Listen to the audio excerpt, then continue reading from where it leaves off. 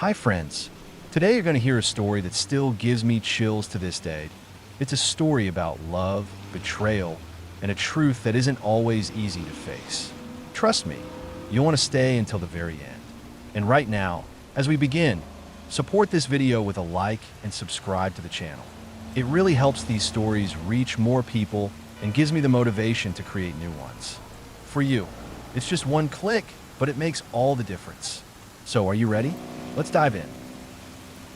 I never thought my marriage would end the way it did.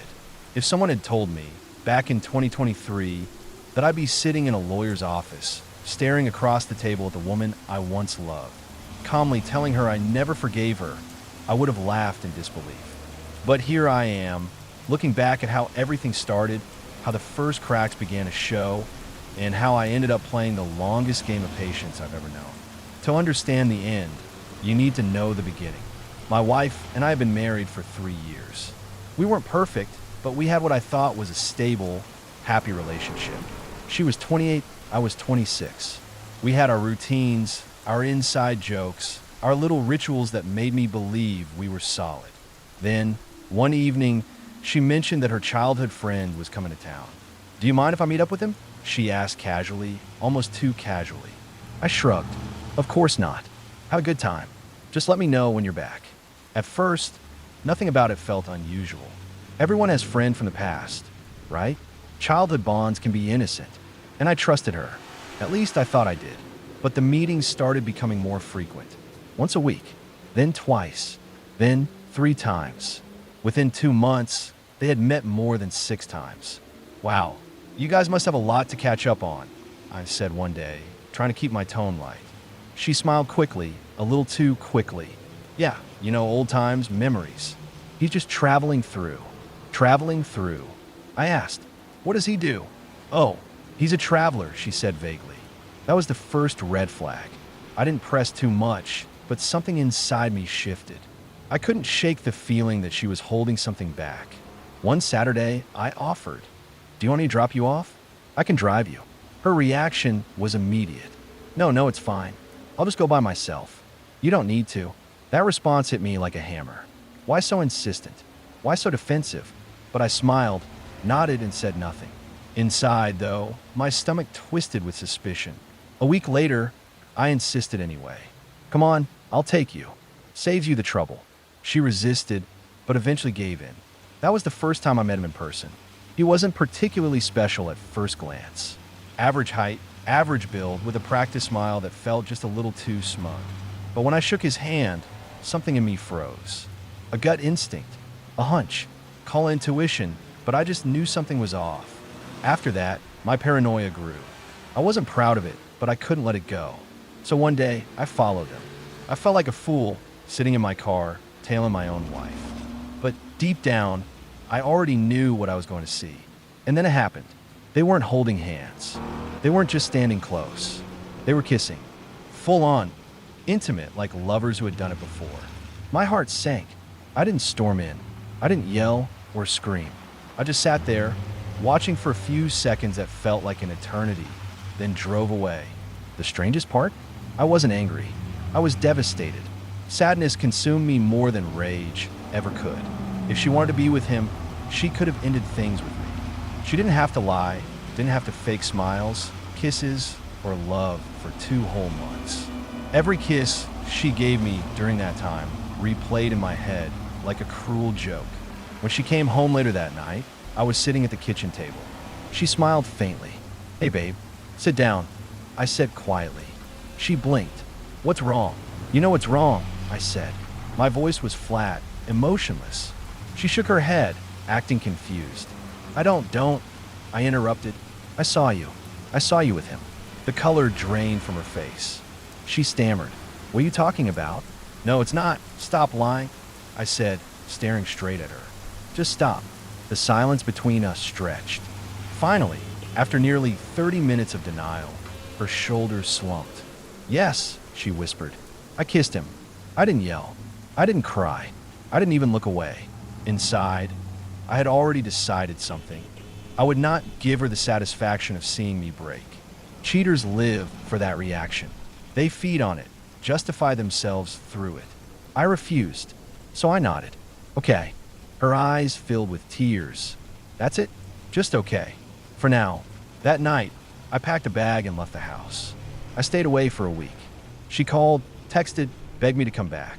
Eventually, I returned, but I was not the same man. We sat down at the table again. She reached for my hand, but I pulled away.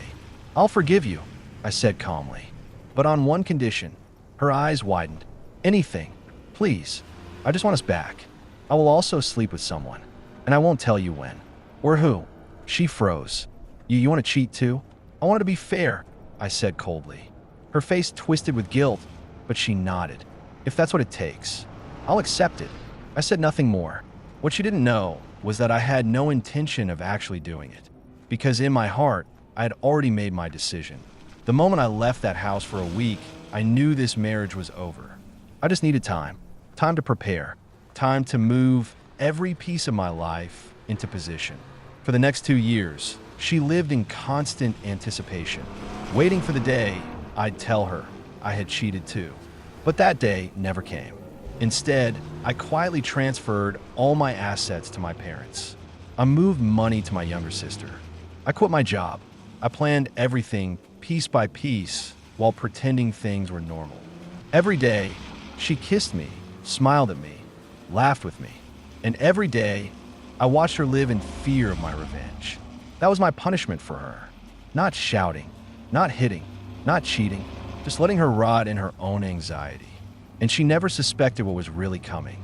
After that conversation, the silence between us became a third person in the marriage. It was always there, at breakfast, during the quiet drives to see her parents, at night, when she'd curl up next to me and pretend nothing had happened. But I wasn't the same man anymore. I watched her carefully. Every glance, every word, every hesitation. She thought she had confessed everything by admitting to one kiss. But I wasn't stupid. A kiss wasn't the whole story. Nobody risks a marriage for just one kiss. And so I waited. A month later, she broke down in tears while we were lying in bed. I need to tell you something, she whispered. I didn't turn my head. What? It wasn't just a kiss. I stayed silent. She wiped her face. It happened twice. I swear it was only twice. I regret it.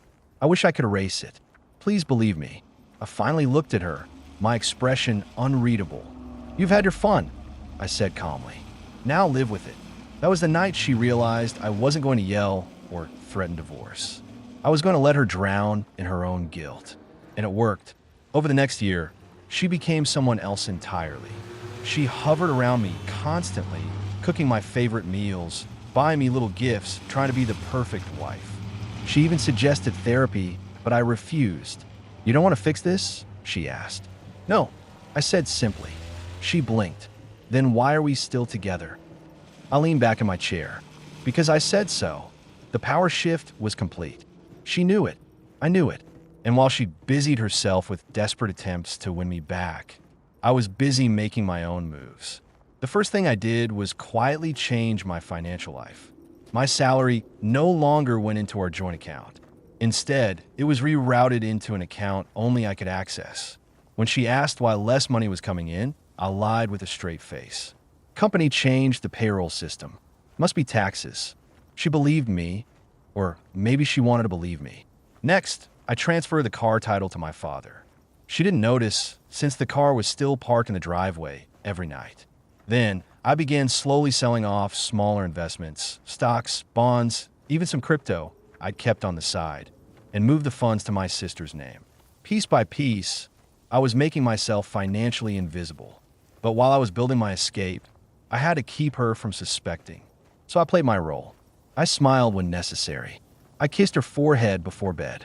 I listened to her small talk about her coworkers. But I never said, I love you again. She noticed.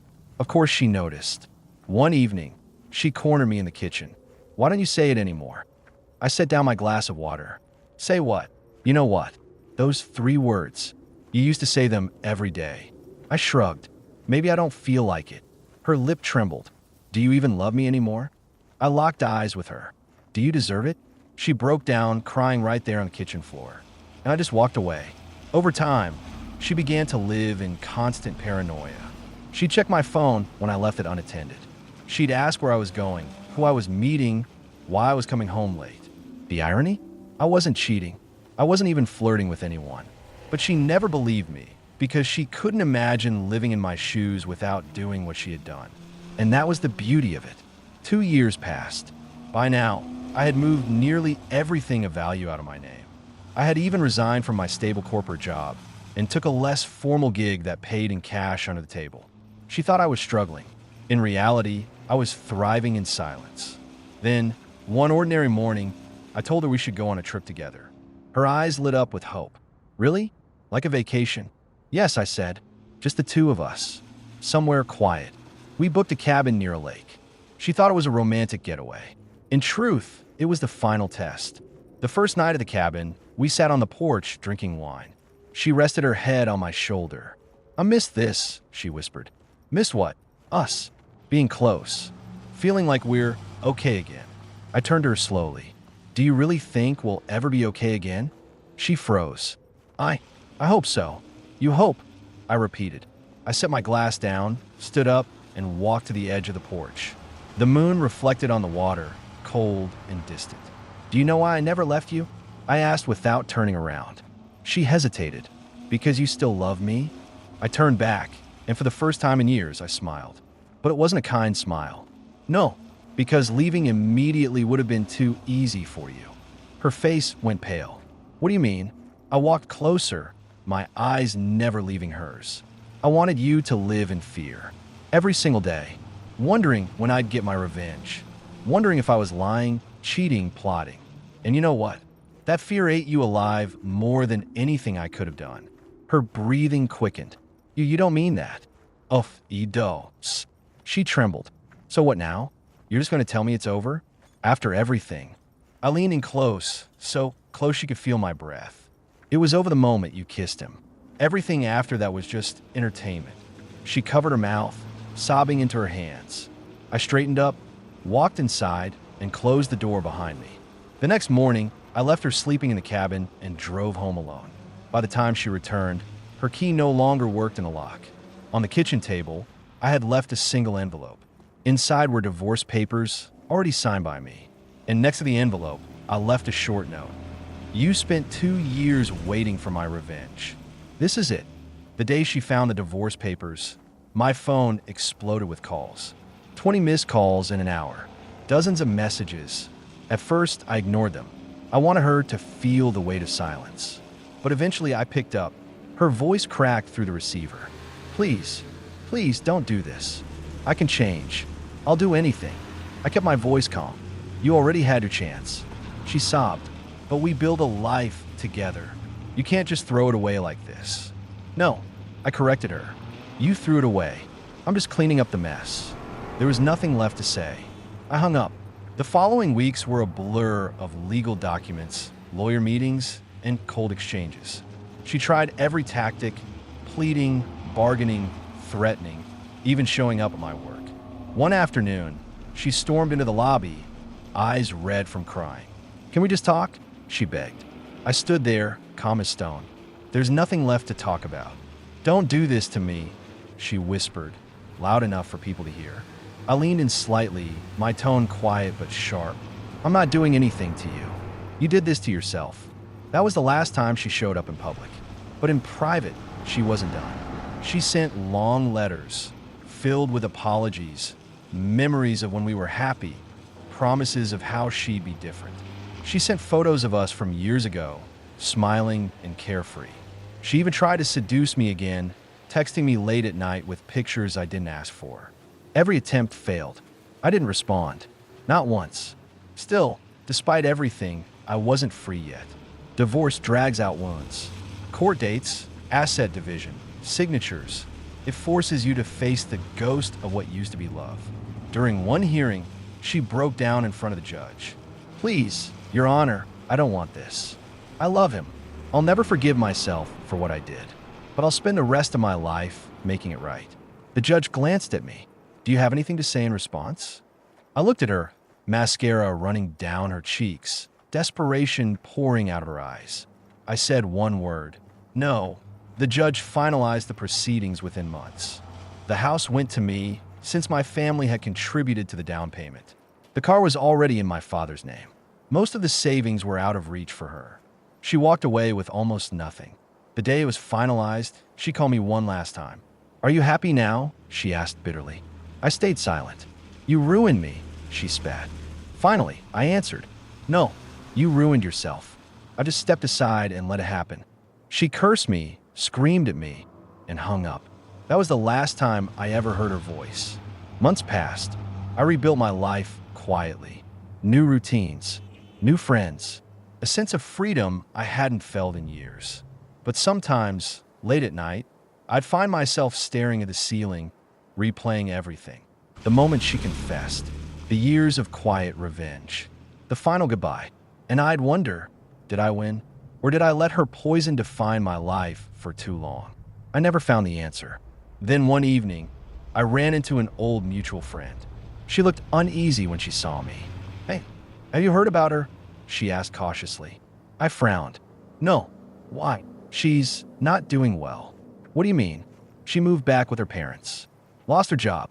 Drinks a lot. She talks about you all the time. She says she destroyed the only man who ever loved her." I stayed silent, digesting the words. For the first time, I didn't feel anger. I didn't even feel satisfaction. I felt nothing. That night, I sat on my porch with a glass of whiskey. The air was cool, the sky littered with stars. I thought about the boy I was when I first fell in love with her. Hopeful, naive, pure. And I thought about the man I became, cold, calculated, patient with my revenge.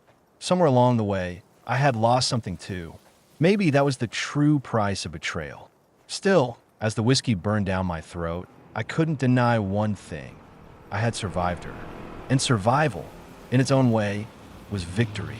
I thought the story was over. I thought signing the divorce papers and walking away meant closure. But I was wrong. Closure doesn't come with a signature. It comes with truth. And truth has a way of finding you, even when you don't want it to.